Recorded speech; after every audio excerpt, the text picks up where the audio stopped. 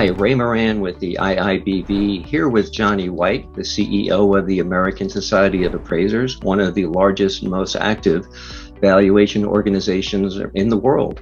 Johnny's agreed to spend some time with us talking about some of the current issues and topics that we face.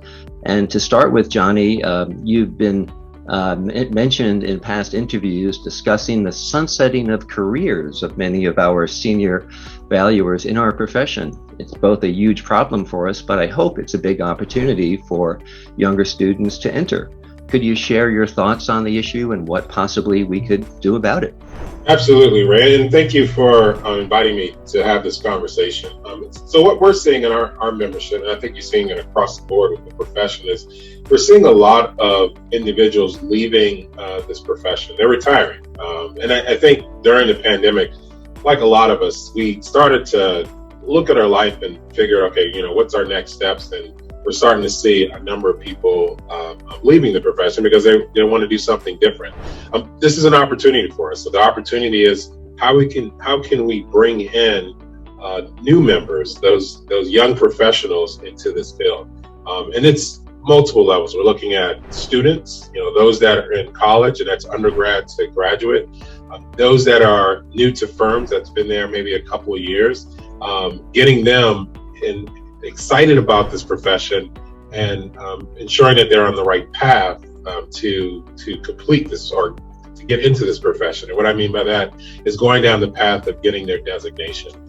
So that's what we're focused on is, again, getting these young professionals from students to those that are new to this career to be committed to this profession by getting that designation. Because as we all know, having that designation really shows that you're committed to this profession, but more importantly, it shows that you understand this profession because you've gone through the pathway of the education, the coursework, and all the other things that are associated with that.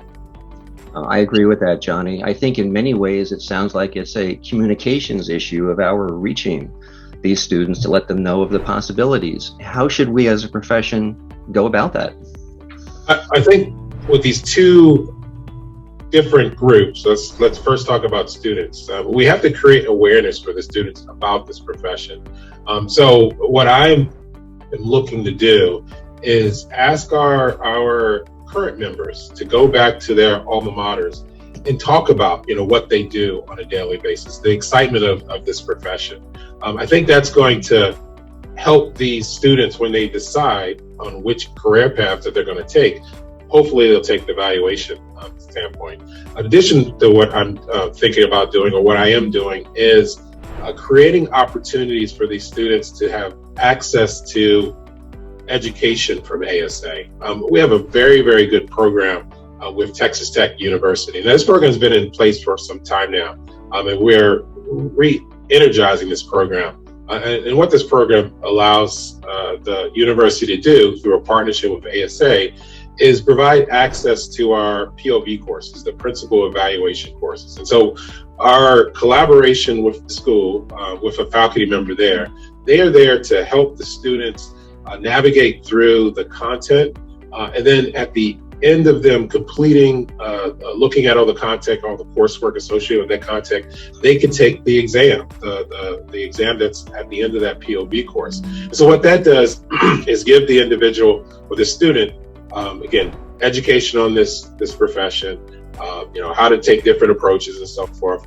But more importantly, it gives them an edge up over the competition, because if you think about it, when they graduate and they're starting to look at these different firms and the firms are looking at them, on their resume, they can say, they have a degree in, let's say, finance or something of that nature. But they also have on their resume is they've taken a POV course and they passed the exam for that POV course. And this is great because the firms, that's the path that they want these individuals to take anyway. So they've started that path even before coming to the organization. So that gives them that competitive edge. So the plan here is to, again, have our members go back to their alma maters to talk about, this great profession, give them the talking points related to that, to get these students excited about valuation space. And then the other thing is giving them access to the education so that they can start that career path even before they graduate.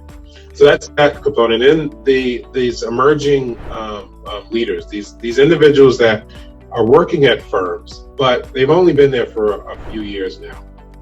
We need to support them too. And the way that we could support them is, again, education, but allow them to come into the organization. So ASA, they become a member of ASA. We support them by having groups that they can belong to. We have what we call the Rising Stars program, where we're supporting these individuals through different mechanisms. One is networking, be able to network with other rising stars, recognizing them at the conferences when they come, and then also giving them access to the key opinion leaders that are out there. We're developing webinars where they can sit with these key opinion leaders and ask them questions, career questions, all kinds of questions. So providing them that support is going to allow them to grow, because we're giving them education, giving them the network, and also giving them what we call mentorship. But in addition to that, the way that our designation process works, if you have 2 years of experience, and you go through the coursework, you can get the AM designation.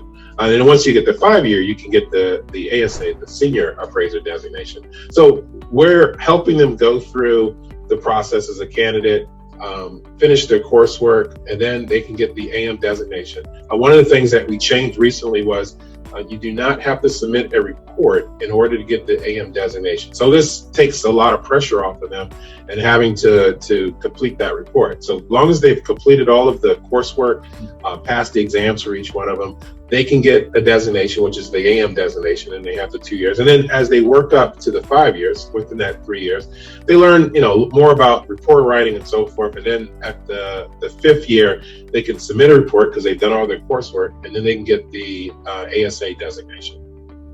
I'm a big fan of these programs, Johnny. I'm a graduate of the ASA's undergraduate program at Hofstra University from the 80s, dating myself. But at the time, it simply was not a very well-known program. But you were telling me that you've actually creating a model, trying to reach out to additional universities, trying to expand the program. Absolutely. So the program that we have at Texas Tech is what I want to replicate and have it nationwide. Again, it gives a competitive edge for these students because they have access to our coursework, gives them the opportunity to take the exam so they can put on their resume, their CV, that they've taken, BV 201, BV 202, and so forth. And again, gives them that additional access. But more importantly, it brings them into the organization, because with them going through this process, they actually can become a member of ASA. And one of the things that I changed a few years ago is, long as you're a full-time student, you can be a member of ASA and it's free. Again, long as you're full-time. So there's no membership fee or anything like that. And that gives you benefits similar to some of our members, meaning you have access to content, you get the newsletter, and all the other things that come with membership. So this is, again, a good opportunity. So I want to take this program, this what we call as a BV student club, and have it in multiple universities nationwide. And this would help provide that funnel of new members, students, to become part of the organization. And then again, once they've completed their graduation, once they've graduated, they stay on as a member and they go through the path of getting their designation. So that is our goal for the future for our students. It's a great goal. I know many large corporations in Texas in particular, where the program is, obviously both accounting firms as well as private valuation firms have been active supporters. These students have gone on to careers with those firms, and in many ways they become the best ambassadors, aren't they, for these programs going forward? Absolutely. I was just in Houston at our energy conference, and I met 2 students that was in the first BB club that was at Texas Tech. And they raved about the program. And again, they talked about the benefit that they had being part of that program. I mean, they were recruited because of, again, having this opportunity to participate in the ASA program. That is just terrific. Okay. Well, shifting our discussion more to a global perspective, Johnnie, I know you're heading over to Europe soon. That must be some of the largest growth areas in addition to India, Southeast Asia, Latin America, Middle East for our profession. Because I think of the U.S. as a pretty mature marketplace, meaning we have a lot of regulation, a lot of litigation that sets valuation precedents. We're pretty well established. But it's not quite there yet, and I think there are even more opportunities in those parts of the world. I definitely think there's opportunity to expand the profession professionally outside the U.S. I mean, as you just stated, here in the U.S. we're more mature. There's guidelines and standards in place. That's not the case in all of the different countries outside the U.S. So I'm looking forward. I'm traveling tomorrow. We mostly will be in Europe. I have to go to London first. I'm actually going to meet with Nick Talbot, the CEO for IBS. We're going to sit down and talk about maybe some collaborations there. And then I go from there to Bulgaria, attending a conference called the National Chamber of Conference Independent Appraisers. They're a smaller organization in Bulgaria. Talk about, again, ASA standards, because that's something that they really want to hear more about in terms of standards. And then I'm excited because the following week I will be in Prague attending our ASA European chapter. So again, good opportunity to meet with our current members, potential members, and then all those that use the services of our appraisers. So I'm really looking forward to participating in that. But just thinking globally, I think there's opportunities all outside the U.S. If you look at the Asia Pacific area, India, for example, huge opportunities there. Right before the pandemic, I had the opportunity to attend a conference there, and they really were looking for assistance and determining, what should their standards look like? They have in-country standards, but there's also the IBS standards. So they're trying to figure out how to adopt those standards, and then how do they work with the regulatory bodies that are there. So they need a lot of assistance in understanding that. But more importantly, they're looking for also assistance from an education standpoint. And I think here in the U.S., through ASA and iiBV, we probably are the gold standards of education. So I think we can really help a lot of these countries, such as India, Korea, as an example, Japan, as just to name a few, of coming in and helping them from an educational standpoint. Because if they're having problems internally, trying to figure out their standards and their regulatory stuff, with us being as mature as we are, we can come in and help them guide them, and then also provide them education, which they don't have in the country today.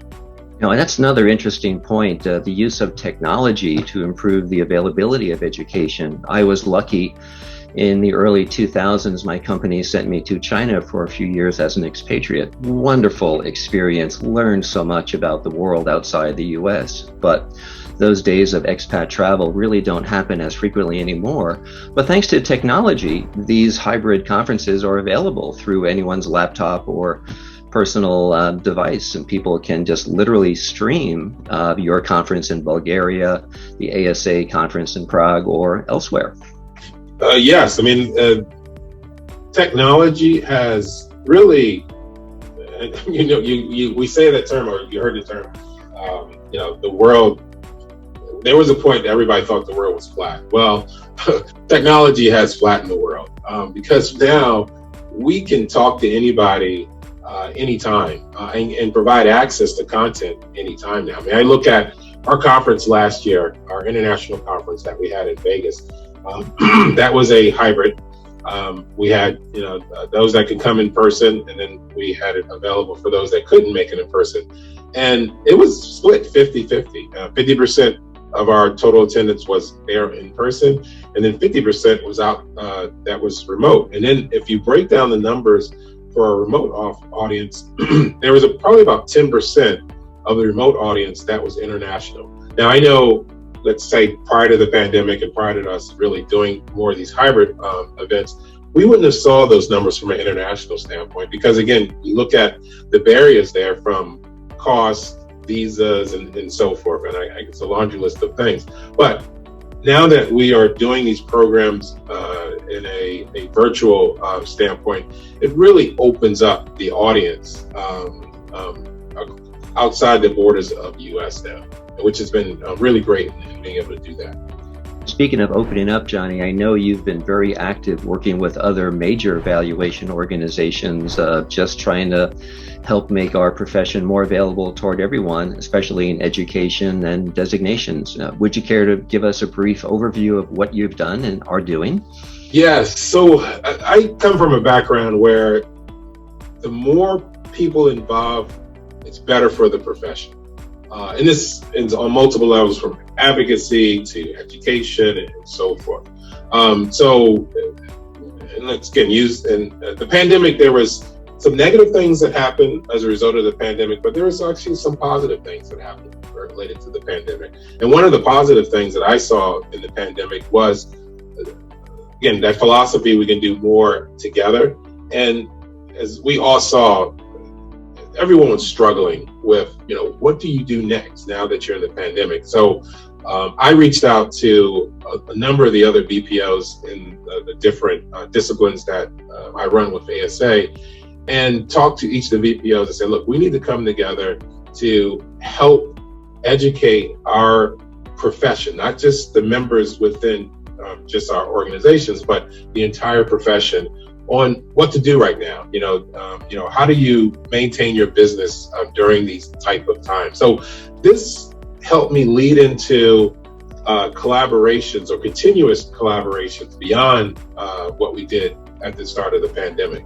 And so now there is this coalition, I would say, in a sense, in each of these disciplines, where we now are reaching out to each other when there's times where we need to come together to advocate for something, or there's, let's say, a change in something that's happening in this profession. We all can speak the same language, and we're all comfortable working with each other and developing that language together.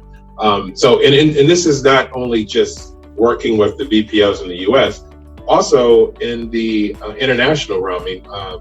Just recently we worked with the BPO that's in Singapore that had us, RICS, CBB Institute, and a few others, where we came together and started looking at some of the standards and so forth. So these collaborations is helping the profession in its entirety. The Institute of Valuers and Appraisers in Singapore, IVAS, is truly one of the leaders in that market in Southeast Asia. No doubt it's exciting what they're doing. But, even during my career, Johnny, I've seen so many changes from when I entered to where we are now. Now we valuers work much more closely with the regulators. Our reports are much more transparent. Our analysis and valuation model is much more consistent, well supported, documented. So we have made a lot of progress in our profession, and hopefully that's only going to continue, not just in the US, where we're a bit more regulated, clearly litigated, but I think worldwide as well. The world is a small place. Yeah, you're absolutely right. And having the BPOs working together to ensure we continue down that path is so far, I think it's been successful. Johnny, thank you for your time. This has been a terrific bit of information for everyone. I think our listeners will enjoy it very much. Any closing thoughts or comments you'd like to offer to the audience? We are continuing, ASA is continuing to ensure that we're a leader in this profession, in many ways by collaborating with other BPOs, but also on the education standpoint. During the last year, we've done a couple of new conferences, and you're going to see some new ones coming up. I would be remiss if I didn't promote our international conference that will be in September in Tampa, September 10th through 12th. As you know, with ASA, unique thing about our organization, we represent all the different disciplines. So not only will BV be there, but we have tracks, educational tracks for real property, gem and jewelry, personal property, and then appraisal review managers, and then machine and equipment. And then specifically in the BV space, we are bringing back our in-person fair value conference. We've been doing that virtually in person for many years, and did it virtual over the last 18 months. Our program will be in June 16th in New York, or right outside New York, in Hoboken. It will be hybrid, so there's a virtual component and an in-person program, but I'm excited that we're bringing the in-person component back. And then talking about new programs, we have a new program it's an ESOP conference. It's a day program. It's going to be June 21st. So again, we want to continue being leaders in education, and doing programs like I just described is going to allow us to keep doing that. I'll be at both conferences. I'm excited about them and looking forward to it. To our audience, I'm sure you have questions. We'll have answers. Drop your comments in the line below. Johnnie, thank you so much for your time. This has truly been informative. Greatly appreciated. Thank you, Ray.